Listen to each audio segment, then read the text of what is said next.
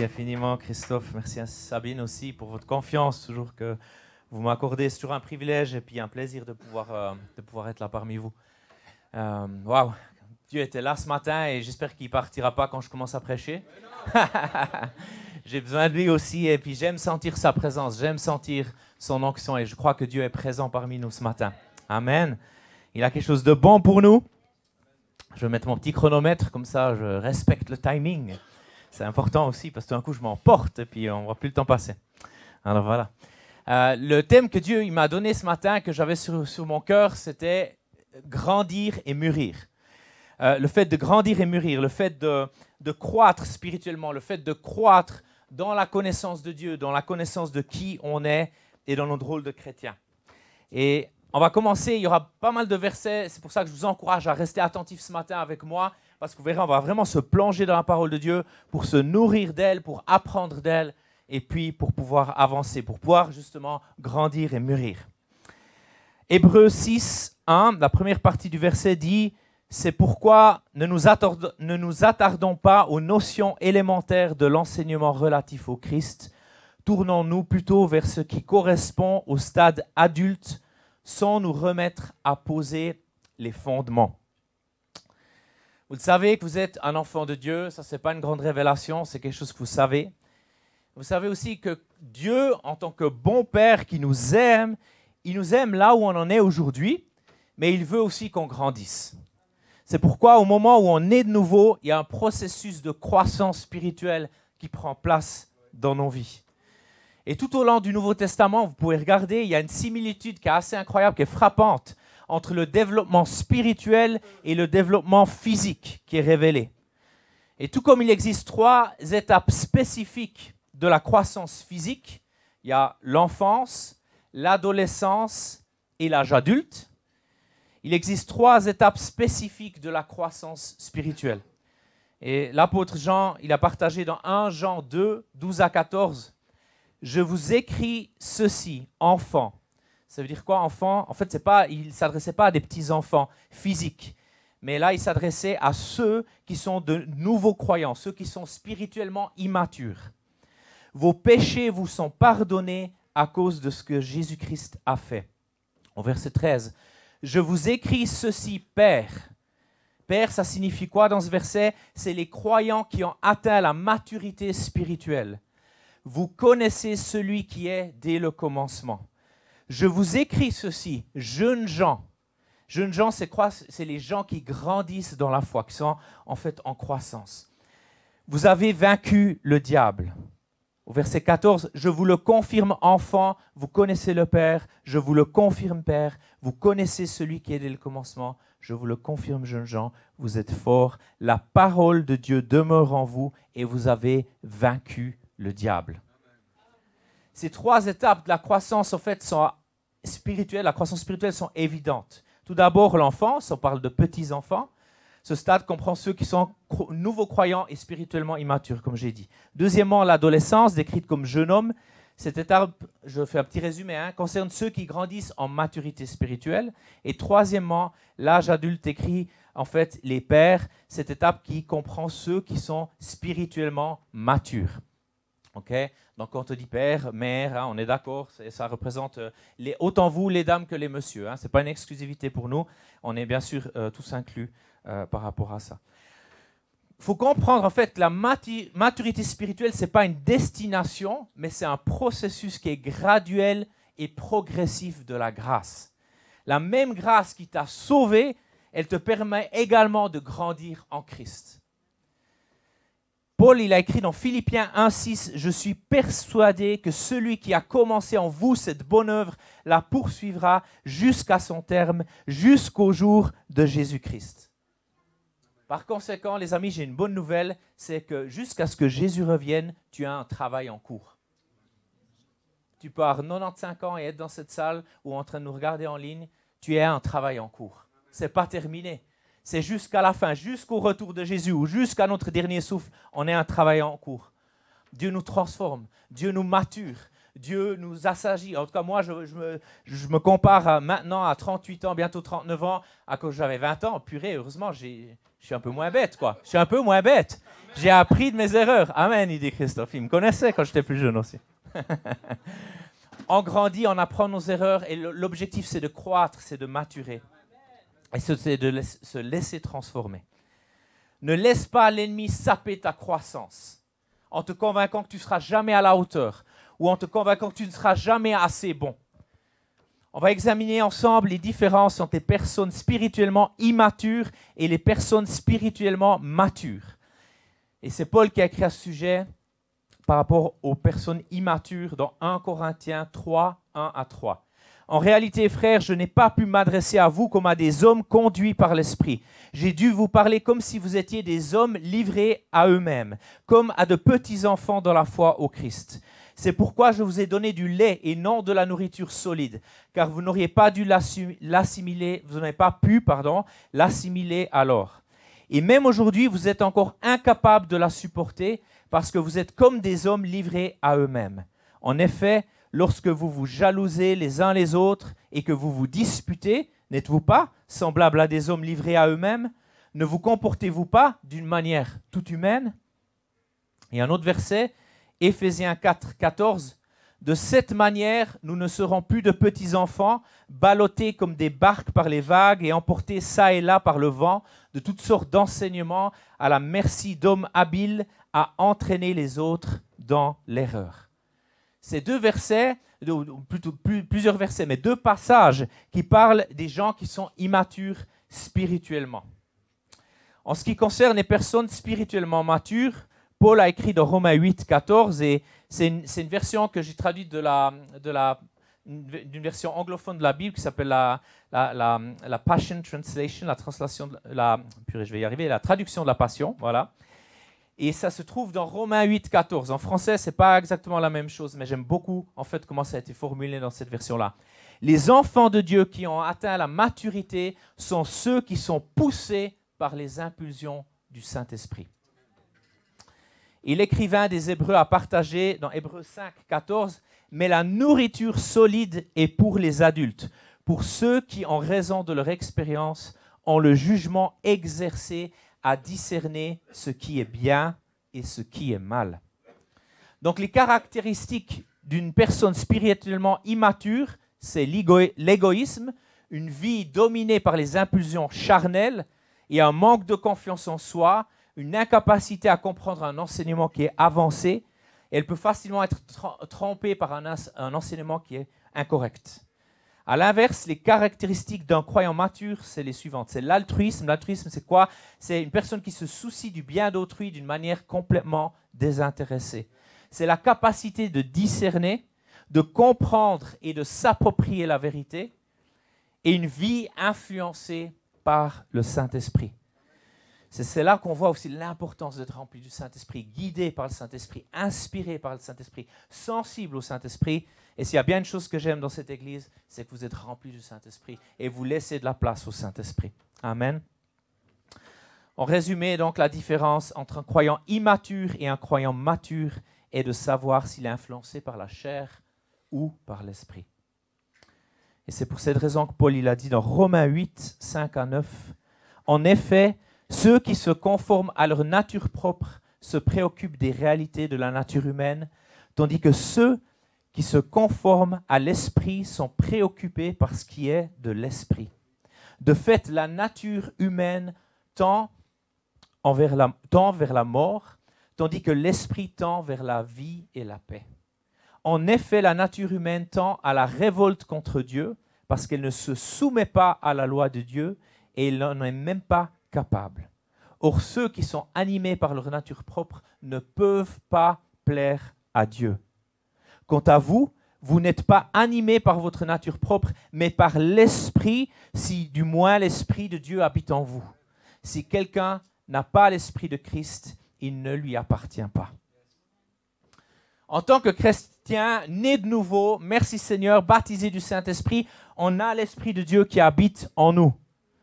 Et lorsqu'on se soumet au travail du Saint-Esprit en nous, on aura la possibilité de vivre comme Jésus Et le but, c'est de lui ressembler davantage, toujours plus.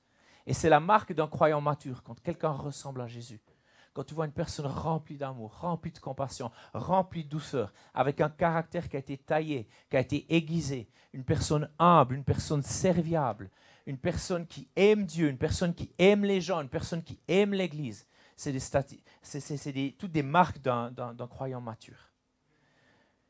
Dieu est satisfait lorsqu'on passe de l'enfant spirituel à la maturité spirituelle. Parce que le but, après tout, de la maturité spirituelle, comme je l'ai dit, c'est de devenir comme Jésus.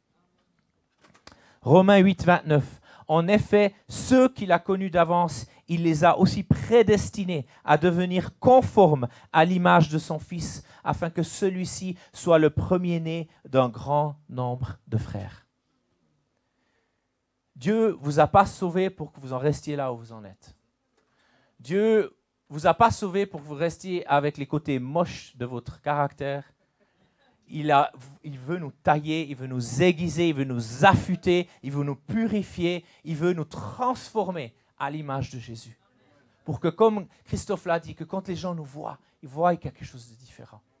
Que quand les gens nous voient, que quand les gens nous parlent, ils se disent « mais cette personne a quelque chose que moi je n'ai pas. Elle a quelque chose que dont moi j'ai besoin. »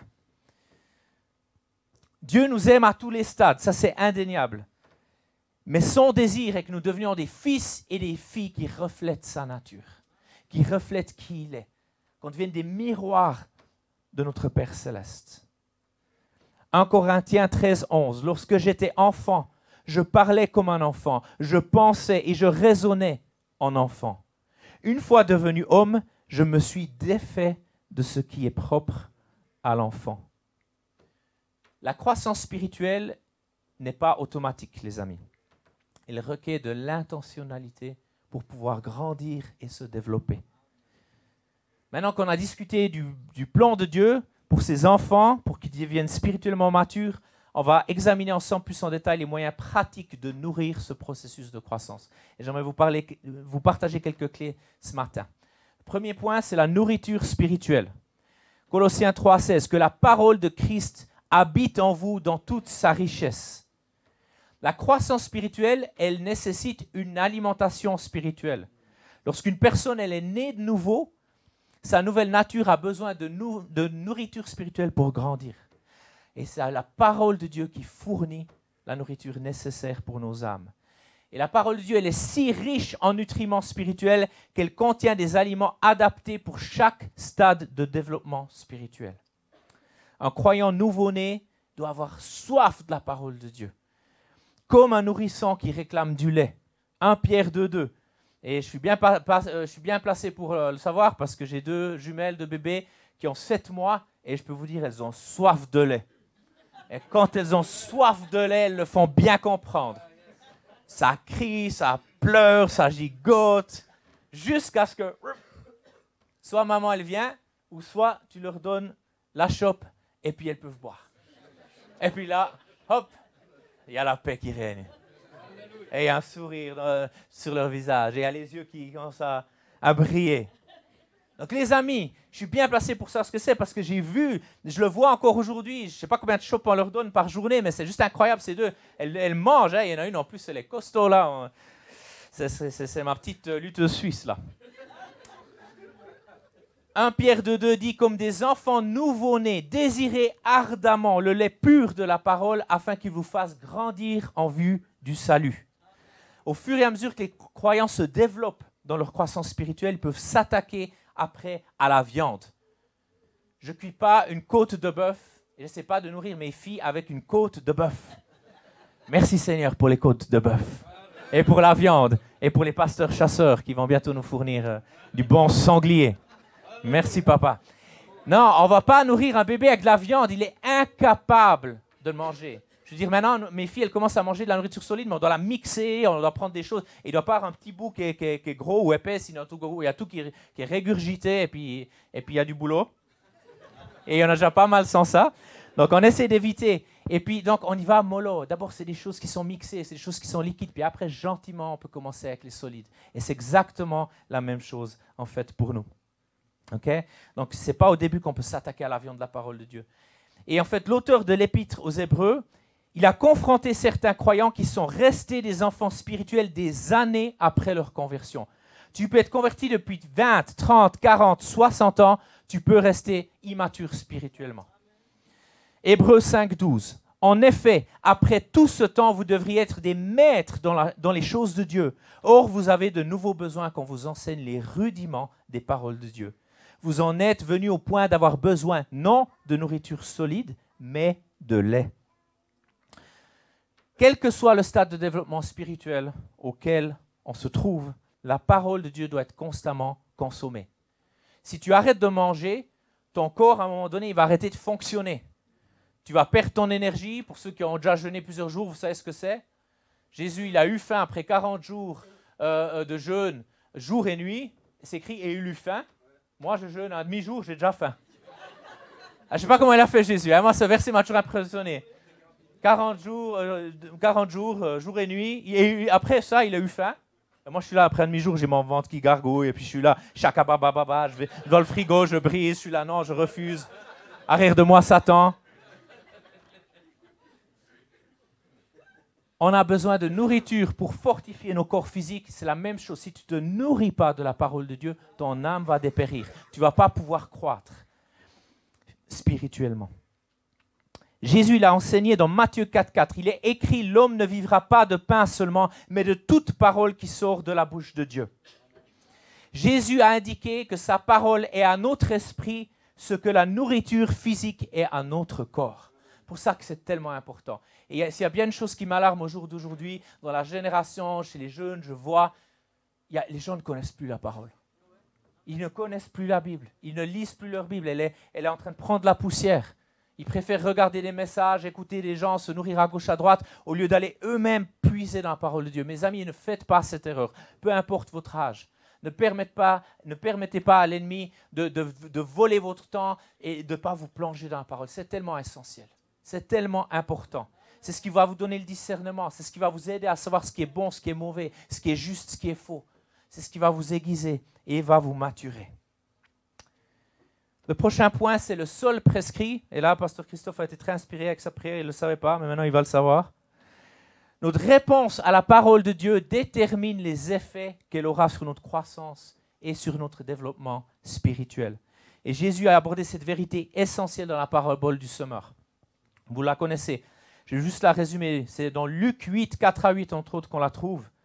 Un semeur sortit pour semer la semence. Comme il semait, il partit de la semence, tomba le long du chemin. Elle fut piétinée, les oiseaux du ciel la mangèrent. Une autre partie tomba sur un sol pierreux. Quand elle eut poussé, elle sécha parce qu'elle manquait d'humidité. Une autre partie tomba au milieu des ronces. Les ronces poussèrent avec elle et l'étouffèrent. Une autre partie tomba dans la bonne terre. Quand elle eut poussé, elle produisit du fruit au centuple. Plus tard, alors que Jésus était seul avec ses disciples, il a expliqué le sens profond de cette parabole. Et il commence par donner la signification de la semence. La parole de Dieu est la semence qui est semée dans les cœurs, selon Luc 8, 11. Donc on peut voir en fait qu'une graine, elle contient tout ce dont elle a besoin pour accomplir sa destinée. Tout ce qui est nécessaire à la vie et à la croissance est le sol, qui représente la condition de mon cœur. C'est la condition de ton cœur, la condition de ton sol interne qui va déterminer le tout. Comment tu positionnes ton cœur? Comment tu ouvres ton cœur à la parole de Dieu? Comment tu ouvres ton cœur quand un leader vient vers toi de cette église et te reprend ou te corrige ou t'encourage comme un père? Comment tu conditionnes ton cœur quand l'Esprit de Dieu murmure des choses? Travaille ta conscience, ne dis non, fais pas ça. Fais plutôt ça, ou dis non ici, au lieu de dire oui. Jésus continue son explication dans Luc 8, 12 à 15. Le long du chemin, on voit que ce sont les personnes qui écoutent la parole, mais le diable vient l'arracher de leur cœur pour les empêcher de croire et d'être sauvés. Sur un sol pierreux, ça représente ceux qui entendent la parole et l'acceptent avec joie, mais comme ils ne la laissent pas prendre racine en eux, leur foi est passagère. Lorsque vient l'épreuve, ils abandonnent tout. Et verset 14, au milieu des ronces représente ceux qui ont écouté la parole, mais en qui elle est étouffée par les soucis, les richesses de ce monde, les plaisirs de la vie de ce monde. de sorte qu'elle n'arrive pas à produire de fruits. Et enfin, elle est tombée dans de la bonne terre. Ce sont ceux qui, ayant écouté la parole, la retiennent dans un cœur qui est honnête et bien disposé. C'est des gens qui persévèrent et ainsi ils portent du fruit. Donc la parole est entendue, mais le diable vient et essaye de l'enlever de ton cœur dans un seul but, c'est de t'empêcher d'expérimenter le pouvoir transformateur de la parole de Dieu. Il le fait en essayant d'implanter des pensées et des raisonnements erronés, de faux raisonnements qui s'élèvent au-dessus de la parole de Dieu. Et son seul objectif est de faire en sorte que la parole de Dieu paraisse insensée pour toi, qu'elle ne fasse pas de sens, ou que tu n'y crois pas. Et si la stratégie du diable ne fonctionne pas à ce niveau-là, il va essayer une autre méthode. Il va orchestrer des situations difficiles, des circonstances difficiles dans ta vie. Une fois qu'il y a l'adversité dans ta vie, ceux qui n'ont pas de racines profondes vont se retirer. Ils vont exposer leur foi qui en fait est peu profonde, qui est quelque part superficielle. Et leur foi est facilement influencée et arrachée par les racines. Ce que beaucoup ne comprennent pas, et moi ça m'a pris aussi du temps pour comprendre, c'est que l'adversité à laquelle on est confronté, les amis, peut en fait nous aider à développer un caractère qui est semblable à celui de Jésus. Vous savez que les vents forts, c'est prouvé, j'ai même un ami bûcheron qui pourrait vous en parler un peu plus, les vents forts aident les arbres à développer des racines solides. Donc c'est ces vents qui viennent, qui éprouvent en fait cet arbre, qui fait que l'arbre en fait va planter ses racines plus solidement. Et c'est la même chose pour nous. Les épreuves dans nos vies vont nous aider, si on les confronte, si on persévère, à pouvoir avoir des racines plus solides. Malheureusement, au lieu de laisser ces racines s'enraciner profondément, ces nouveaux croyants sont déracinés et ils s'éloignent de leur foi en Jésus. Un autre point, c'est que l'ennemi de nos âmes va essayer d'utiliser la distraction pour saper la parole de Dieu. S'il n'arrive pas à nous tromper ou à nous déraciner, il fera tout ce qu'il peut pour nous distraire en tentant de nous faire passer des choses avant la parole de Dieu, avant lui, avant Dieu, en fait. Des autres priorités, des autres envies, des autres passions, des autres divertissements. Et c'est ces distractions qui nous empêchent de nous nourrir de la parole de Dieu. Pour recevoir la parole de Dieu, mes amis, ça exige de nous qu'on doit devenir des amoureux de la vérité. Des personnes qui s'accrochent à la parole malgré les défis, les découragements, les difficultés. La Bible doit devenir la norme de vérité qui fait autorité dans ta vie et sur laquelle tu construis ta vie. Elle doit toujours avoir le premier et le dernier mot dans nos vies, dans tout ce qu'on fait. La parole de Dieu, elle est intemporelle. Elle transcende notre culture de Suisse et nos bons fromages. Elle transcende la culture, la parole de Dieu. Et vous savez, je voyage beaucoup. C'était un peu moins à cause des petites, mais là, on va repartir un mois à Singapour. J'ai eu l'occasion de beaucoup voyager dans ma vie.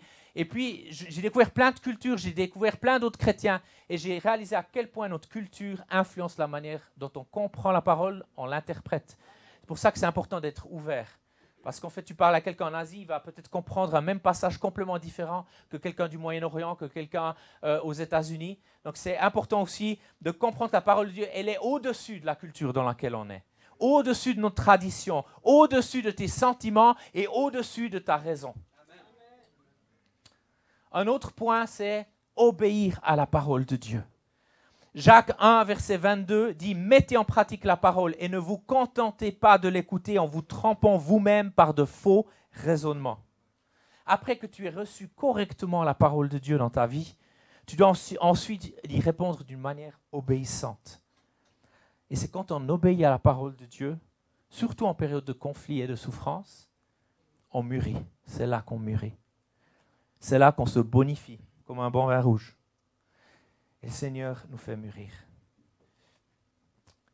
La croissance physique progresse avec le temps, mais la croissance spirituelle n'est pas une fonction du temps, elle est une fonction de l'obéissance. Et c'est là où il y a vraiment une clé à comprendre, mes amis. C'est pour ça que tu peux écouter la parole de Dieu pendant 20, 30, 40 ans, mais si tu ne lui obéis pas, si tu ne te soumets pas à la parole, si tu ne l'appliques pas, tu restes un bébé spirituel. Et la connaissance des Écritures, ce n'est pas la seule clé de cette croissance. L'obéissance l'est. Ce n'est pas parce que quelqu'un connaît la Bible qu'il est compétent dans l'application de la Bible. Je peux connaître la Bible sans vraiment connaître Dieu. Je peux lire une biographie de Donald Trump sans l'avoir jamais rencontré, sans jamais vraiment le connaître. Par exemple, je prends un exemple, hein. Ceux qui l'aiment ou pas, ça m'est égal, mais je dis. Okay? Biographie de qui que ce soit, Mike Horn ou peu importe. Okay? Dieu nous donne l'occasion d'appliquer ce que l'on sait. Vous savez comment? Hébreux 5:8. Bien qu'étant fils de Dieu, donc en parlant de Jésus, il a appris l'obéissance par tout ce qu'il a souffert. Jésus était fils de Dieu, il a appris à obéir au travers de ses souffrances. C'est comme ça qu'il a appris son obéissance. Et c'est comme ça que tu apprends aussi à obéir. Quand la bénédiction coule, quand tes comptes bancaires sont très bien garnis, quand tout va bien, la santé à tout niveau, c'est facile d'obéir à Dieu. C'est facile d'être là, oh Jésus, lever ses mains. Et puis mais quand tu es frappé par la souffrance, par un deuil, par une injustice, par quelque chose de totalement inattendu, par une difficulté, par un test, quand tu es mis au creuset, comment tu réagis? Est-ce que tu es prêt à obéir? Est-ce que tu es prêt à continuer à lever tes mains et à louer Dieu? Peu importe les circonstances.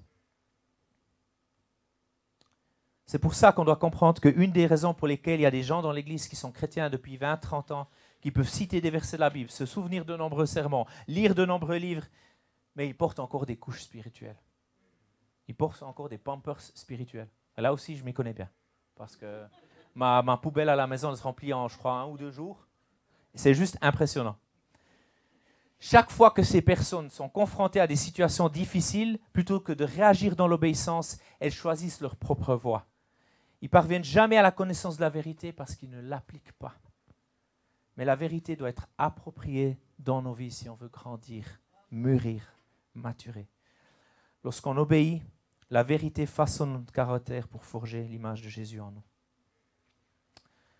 Et si on obéit à la parole de Dieu, comme ceux qui ont une bonne terre, on va grandir spirituellement, on va commencer à porter beaucoup de fruits, on va commencer à faire la différence. Une prochaine clé, c'est que tu as été planté pour fleurir. Jean 8, 31, si vous demeurez dans ma parole, vous êtes vraiment mes disciples. Le développement d'un caractère semblable à celui de Jésus ne peut pas être précipité. Il prend du temps, tu ne peux pas prendre des raccourcis comme on aime bien faire souvent. Dieu se préoccupe davantage de la force de ta croissance que de la rapidité de ta croissance. Vous savez ce que ça veut dire demeurer? Ça signifie rester et continuer. Une autre définition de demeurer, c'est d'être planté. Ceux qui sont plantés s'épanouissent. En utilisant l'analogie d'une vigne et de ses branches, Jésus s'est comparé à la vigne et ses disciples aux branches. Lorsque les branches restent connectées à la vigne, ils reçoivent la source de vie qui leur permet de produire des fruits. Un sarment séparé de la vigne finira par mourir. Reste planté dans la parole de Dieu. Mais pas seulement dans la parole de Dieu. Reste planté dans cette église. Reste planté dans la maison du Seigneur. Le roi David avait compris ce principe. Il avait compris que le fait d'être dans la présence de Dieu, le fait d'être planté dans la maison du Seigneur, ça fait toute la différence. C'est important, c'est un garde-fou. Ça t'apporte de la sagesse, ça t'apporte des frères et des sœurs, ça t'apporte que l'ennemi ne peut pas t'isoler, ça t'apporte des gens qui prient pour toi, qui t'aiment, qui t'encouragent. Alléluia. Dieu est bon et je vais gentiment terminer. Mon ami, tu peux me rejoindre, merci beaucoup. Alléluia. Comme un arbre qui est constamment déraciné finira par se dessécher et mourir, à l'inverse, un arbre qui reste planté pousse fort et est en bonne santé. Les arbres supportent la chaleur du soleil et les tempêtes de pluie en envoyant leurs racines plus profondément. L'adversité qu'ils affrontent est finalement la source d'une grande stabilité. Ils vont arriver un jour, ces arbres, à un endroit où même la plus grande des tempêtes de vent ne peut affecter leur capacité à produire des fruits. Rappelez-vous, mes amis, que la croissance, elle est graduelle. Et mon dernier point ce matin, c'est que tu vas être taillé pour prospérer. Jean 15, 1 à 2. Je suis le vrai plant de vigne et mon Père est le vigneron. Tous les sarments en moi qui ne portent pas de fruits, il les coupe. Et tous ceux qui en portent, il les taille afin qu'ils produisent un fruit encore plus abondant. si nous voulons être comme Jésus à son retour. Cela signifie qu'on doit changer, les amis. Ça signifie l'émondage de notre caractère. Et comme tout bon père responsable, Dieu discipline ses enfants.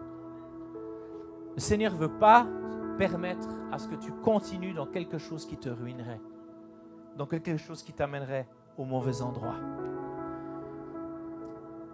Il y a quelques semaines, j'ai un ami qui est, ceux qui taillent les arbres, comment on dit, paysagiste, voilà, qui m'a contacté, qui m'a dit je suis passé à côté de là où tu habites, et puis j'ai vu qu'il y avait plein d'arbres fruitiers.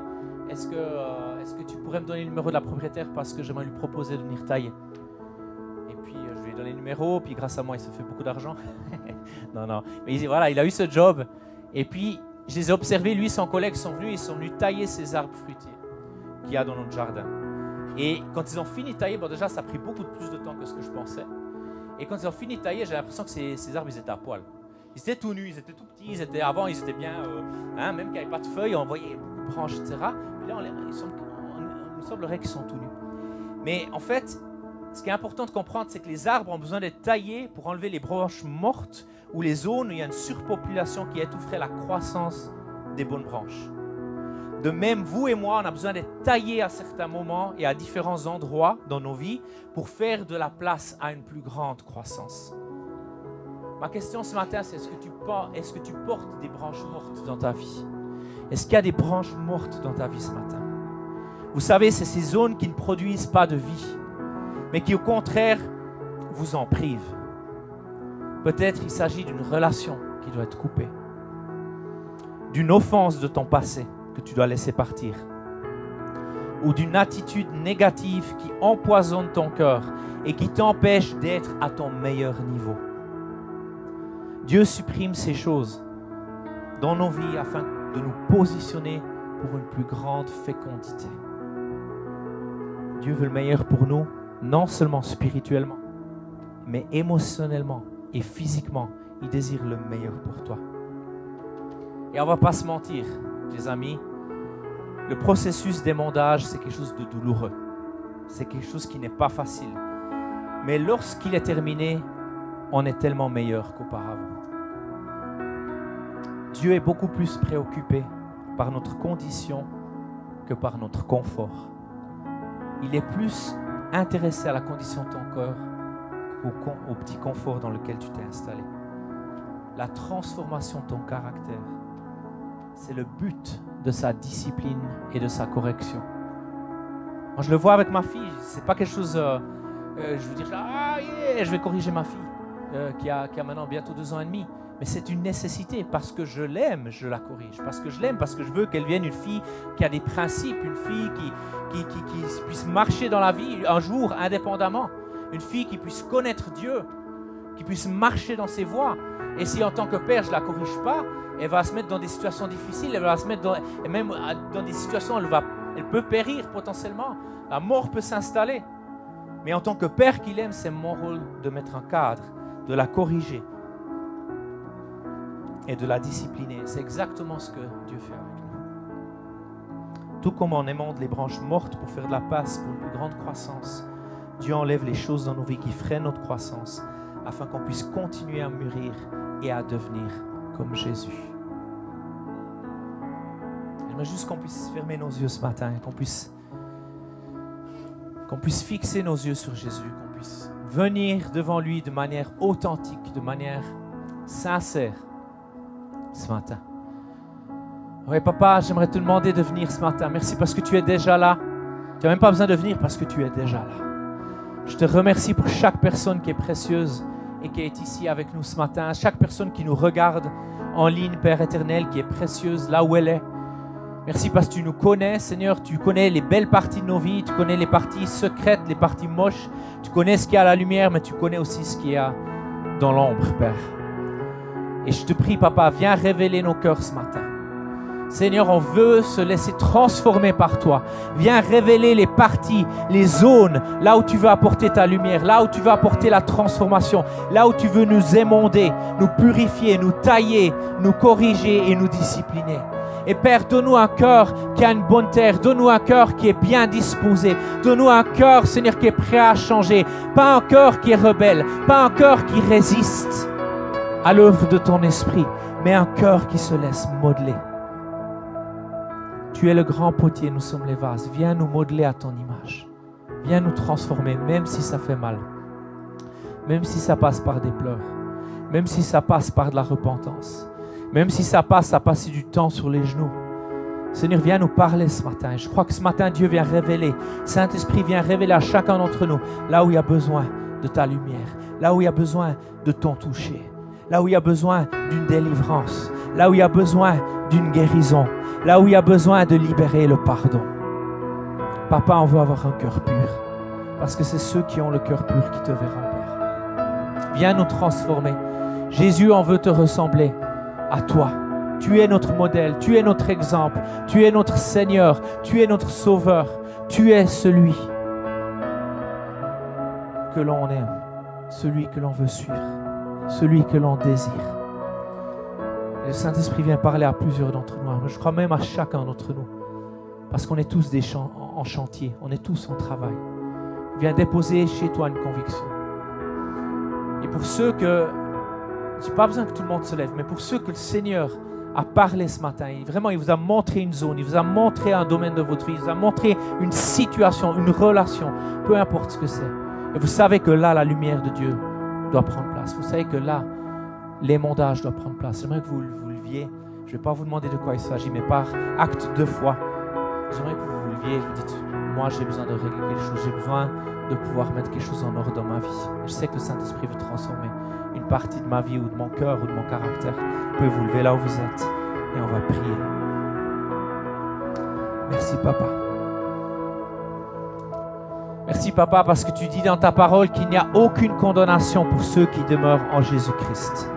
Et ce matin, tu ne viens pas avec de la condamnation, tu ne viens pas avec de l'accusation parce que l'accusateur des frères, c'est le diable, ce n'est pas ton rôle, mais tu viens avec une conviction que donne le Saint-Esprit de péché, de justice et de jugement et tu viens transformer nos cœurs, Père. Et Seigneur, ce matin, on vient avec humilité devant toi. Seigneur, avec humilité, on confesse nos péchés. On confesse nos fautes, on confesse les zones mortes de nos vies. Et on te prie, viens nous restaurer ce matin. Viens nous restaurer, Père. Viens nous guérir. Viens nous délivrer. Pour certains, ce sera des addictions. Pour certains, c'est le mensonge. Pour certains, c'est l'orgueil. Pour certains, c'est la rébellion contre Dieu ou contre l'Église. Contre des leaders ou contre un patron ou un supérieur. Certains, c'est des relations auxquelles vous êtes accrochés, des relations qui sont malsaines, des relations qui sont mauvaises, qui drainent la vie, qui enlèvent la vie au lieu de vous l'apporter. Certains, c'est votre amour de l'argent, votre amour de la gloire, votre amour de l'autorité, votre amour de votre position. Pour certains, c'est votre couple qui vacille. Pour certains, c'est une relation qu'un enfant qui est endommagé, ou un frère, une sœur, un père, une mère. Merci Père parce que tu viens guérir ce matin. Seigneur, tu es Jéhovah Rapha, l'Éternel Dieu qui guérit. Et ça ne concerne pas seulement les corps, ça concerne les cœurs, ça concerne les âmes. Et alors qu'on se met à la lumière, l'ennemi perd l'emprise sur nous parce qu'on met les choses à la lumière. Et l'ennemi ne peut résister à la lumière. Il ne peut garder son emprise lorsqu'on est dans la lumière. Et ce matin, on décide de tout mettre à la lumière, Père. On te demande pardon, on s'humilie devant toi. On te demande pardon pour les compromis, on te demande pardon pour les péchés, on te demande pardon pour la désobéissance. On te demande pardon pour tout ce qui ne te plaît pas dans nos vies. On te demande pardon à chaque fois qu'on a violé notre conscience. On te demande pardon à chaque fois où on ne t'a pas écouté, on a choisi de t'ignorer, on a choisi de s'écouter nous-mêmes au lieu de t'écouter toi, Père. On a choisi nos propres voies au lieu de choisir les tiennes, Père. Et Père, je te remercie parce que comme Christophe l'a dit, il y a l'esprit de réveil, la saison de réveil. Avec cette saison de réveil, les saisons de réveil sont toujours précédées aussi par des cœurs repentants, par la repentance, par un mouvement de repentance. Et Seigneur, ce que tu as fait à Ashbury, au Tennessee, aux États-Unis, c'est ce réveil dans cette université totalement inattendu. Je te prie, viens le faire chez nous, Seigneur. Viens le faire chez nous. On a faim et soif de toi. On désire un réveil spirituel. Que cette église puisse exploser au point, Seigneur, qu'elle n'est pas assez grande pour contenir le monde qui voudra s'y rendre. Au point, Seigneur, où il faudra faire 1, 2, 3, 4, 5, 6, 7, 8, 9, 10 célébrations s'il faut, Père. Seigneur, il ne s'agit pas seulement de nous. Il y a tellement de gens là-dehors qui ont besoin de toi, qui ne te connaissent pas, qui sont désespérés, qui n'ont jamais entendu parler de toi. Chaque jour, il y a des gens qui mettent fin à leur jour, Père, parce qu'ils sont désespérés, parce qu'ils ne connaissent pas Jésus. Et je te prie que cette église soit animée par un esprit de réveil, mais aussi par le feu de ton amour qui a de la compassion pour les perdus, la compassion pour ceux qui ne te connaissent pas, la compassion pour ceux qui t'ignorent, qui te rejettent, pour les blessés de la vie, pour les rejetés de la société, pour les pauvres, les démunis, les drogués, les prostituées, pour tous les gens, Seigneur, sur qui les gens ne miseraient pas une thune. Mais toi, Père, tu as tout donné. Ton sang a coulé. Et une goutte de ton sang suffit pour leur donner la vie. Une goutte de ton sang suffit pour les amener dans ton royaume. Et merci parce que aussi cette année, ce sera l'année des fils et des filles prodigues qui reviennent à la maison, qui reviennent dans la maison du Père. Mais ça va se faire en collaboration avec nous. Ça va se faire parce qu'on fait aussi notre part, parce qu'on collabore avec toi, parce qu'on travaille en collaboration avec toi. Tu ne vas pas les amener en un cliquement de toi-même, Père. Tu vas les amener parce que nous, on va aussi prendre notre courage à deux mains. On va aussi inviter, on va aimer, on va encourager et on va être les lumières dans ce monde, Père. On va être cette lumière qui n'est pas mise sous un boisseau, mais qui est mise en hauteur pour qu'on la voie. Je te remercie, Père, ce matin. Et alors, Seigneur, qu'on va passer un temps aussi de communion fraternelle, repas canadien. Je te prie, fortifie les relations. Que ton Église soit unie comme toi tu étais uni au Père, Père. Qu'on soit un avec toi. Merci d'amener ton amour ici, Père. Et Seigneur, que les gens reconnaissent qui tu es. Parce qu'ils voient l'amour dans cette Église que les gens ont les uns pour les autres. Que quand ils rentrent, ils franchissent le seuil de cette porte. Se disent, cette Église, elle est remplie d'amour. Cette Église, elle m'a accueilli comme jamais on m'a accueilli. Cette Église m'a aimé comme jamais on m'a aimé. Dans le nom de Jésus. Je bénis les pasteurs, je bénis les leaders, je bénis les responsables de cette Église. Je bénis chaque personne qui est impliquée, chaque bénévole, chaque personne qui vient ici. Je vous bénis dans le nom de Jésus. Alléluia. Je prophétise et proclame une croissance spirituelle dans votre vie, une maturité spirituelle pour que vous deveniez semblables comme Jésus. Puissiez porter du fruit comme Jésus. Puissiez détruire les œuvres du diable comme Jésus. Au nom de Jésus, amen.